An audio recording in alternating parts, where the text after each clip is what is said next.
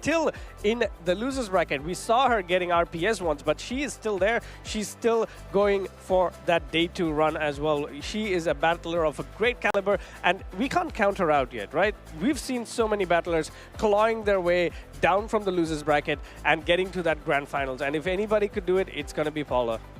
As long as she doesn't go up against a Shadow Lil and Sandslash, because we saw that gave her team a run for its money earlier. And with all these people running the Magnezone Skeletor's core with other things like Gligar and Altaria, we have one player, Fred Bugcatcher, actually with a Lil and Sandslash, which might be a huge strength tomorrow's tournament. But again, let's go back to it right here. We can see the team. That is not very good against the Lil and Sandslash. But the Buzzwole on the other hand, yeah, Buzzwole really doesn't have a lot of places to put itself into. You see, the Magnezone is the only positive matchup, I would say.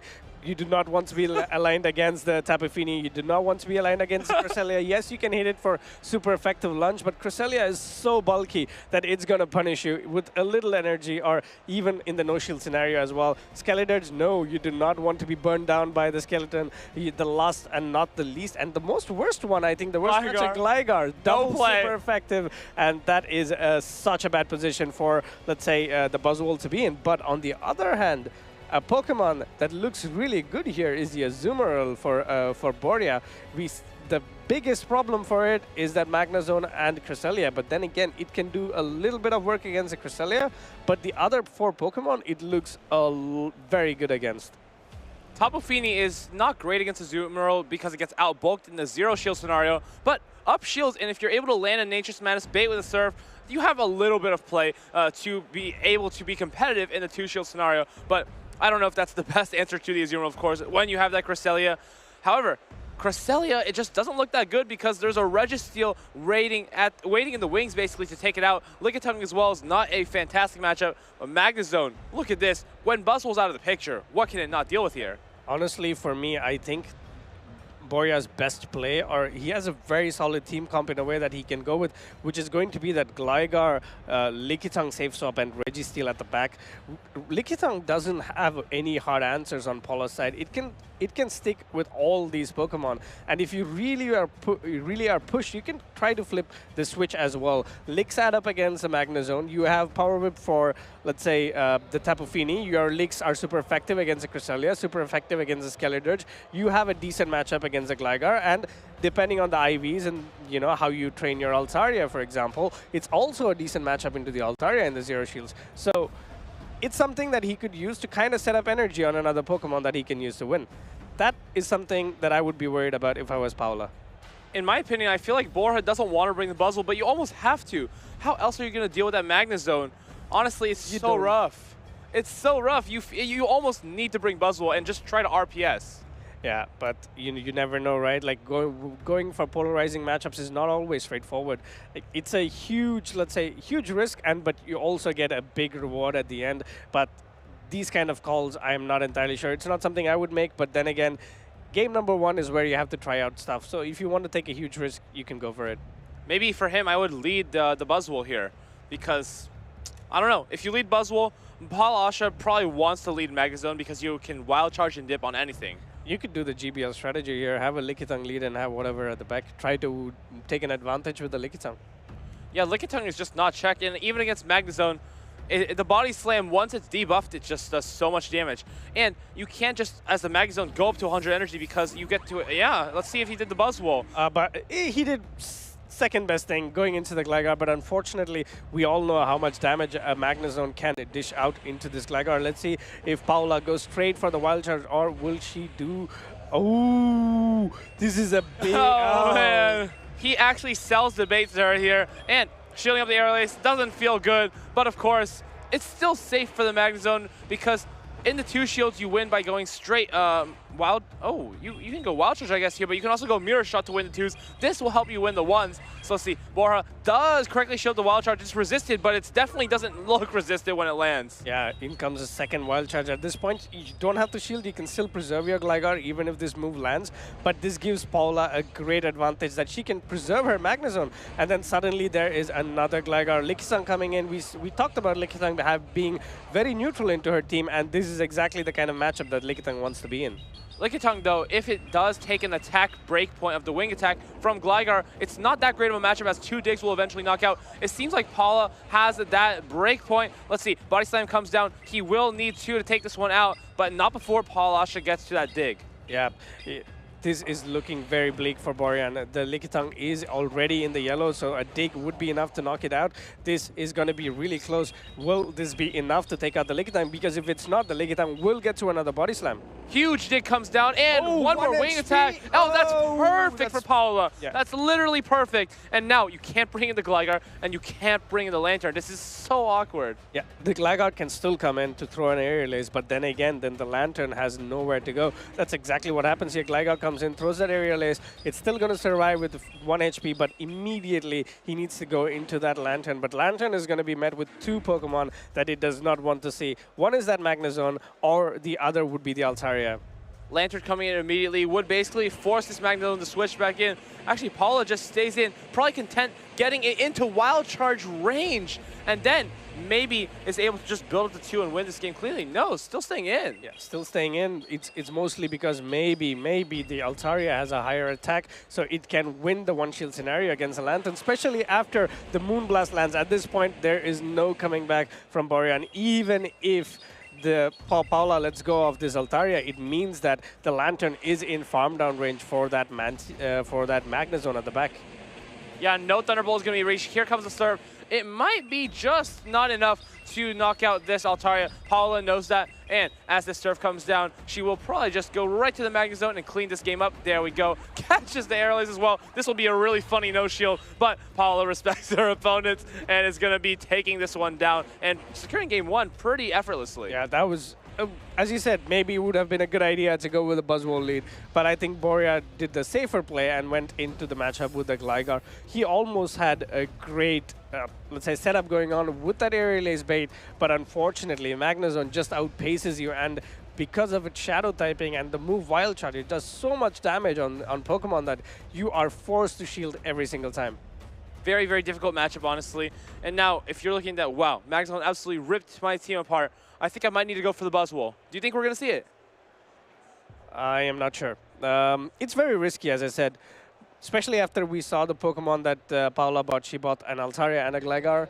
If the Buzzwole is not lined up against the Magnezone, it has nowhere to go. But this is the moment you need to take a risk. But look at Paula. She knows what she's doing. She is a Turin Special Event Champion, UIC Top 4, World's Top 16, Stuttgart Regional Top 4, and not to mention in 2024, the Stockholm Regional Champion. I can't imagine she got this far without taking many risks. And in this next game, we're probably going to see more of that. Can Magnezone secure two events in a row inside of this European region? I would be very, very entertained if that did happen. Yeah, but Magnezone is doing a lot of work as well. We just saw San Judijo running Magnezone and going through. He did a lot of work. So this is a Pokemon that's kind of been brought into the forefront, and it's carrying its weight a lot. But what I would like to understand is why Fini, Tapu Fini. At some point, I would like to have a chat with Paulasha and ask her, why did you go to the path in the path of Tapu Fini over an Azumarill? I was actually talking to SS Thorn, and we noticed that Tapu Fini has some matchups that are a little bit different than Azumarill. It's actually better in the 2s in most situations, while Azumarill is generally not very good in the 2s and better in the 0s. For example, Skarmory and Cresselia, you actually win in the 2s with Tapu Fini as opposed to Azumarill, which loses both those. But we're going to get into this next game, and it's a great lead for Paulasha, and now the Magnezone is going to go on a tear in the back, I feel like. Oh, wow. This is a great lead for Paulasha indeed, but let's see how she decides to play it out.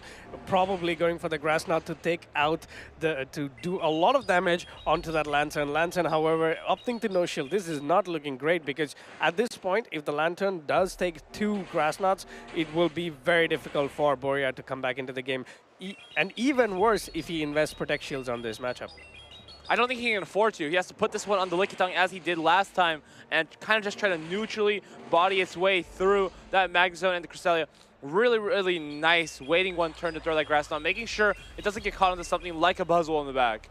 Yeah, great, let's say great patience by Paula and showing very good discipline, understanding the potential of Borean catching would end up neutralizing all her charge attack damage, but in comes this Surf going into the Cresselia. Cresselia being such a bulky Pokemon, completely takes it, and what a catch. The one time Paula decided to not be patient, he gets a catch.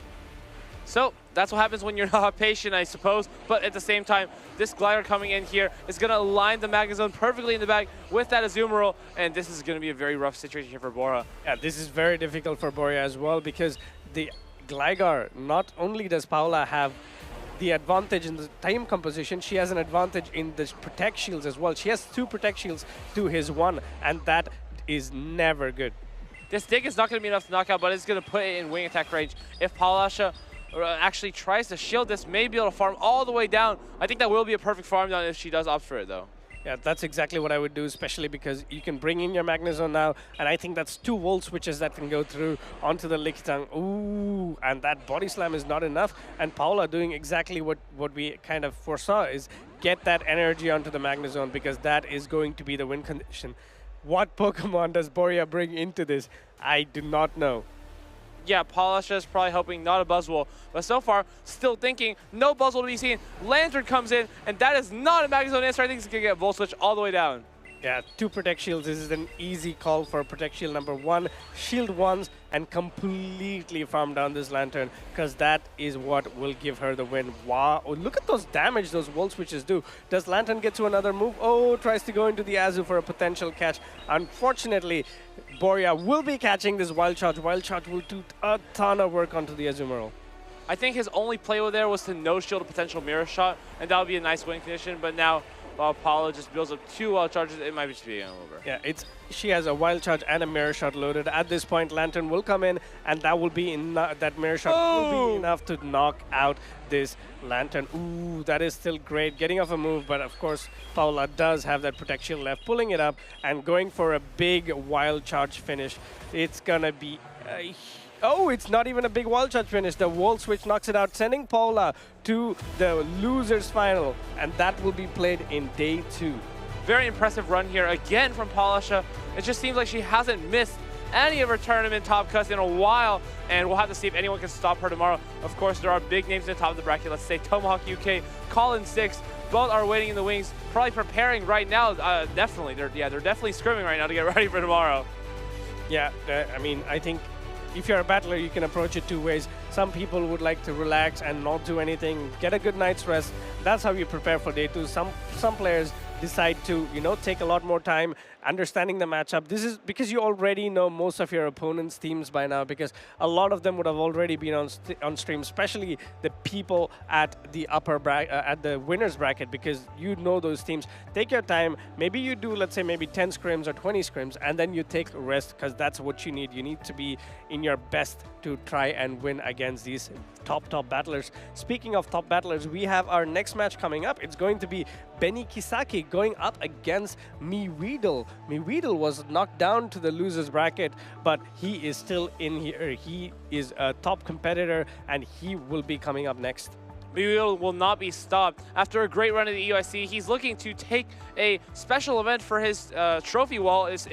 No, on top of all that, he might just be able to do so. Yeah, exactly. I think Weedle has the caliber, exactly like Paulasha as well. A top trainer, has been in this position multiple times and has managed to claw all the way to the top. It's so stacked on day 2, I think. We have San Judigo, who was one of our players to watch. We have Paulasha, who would have been one of the favorites to kind of take the tournament. We have Colin, Tomahawk. You still have Arceus Aurelius, who's still in the loop. So it's a lot of trainers and a lot of top trainers. I would say the creme de la creme of EU Pokemon Go PvP. EU, when there's only 4 groups,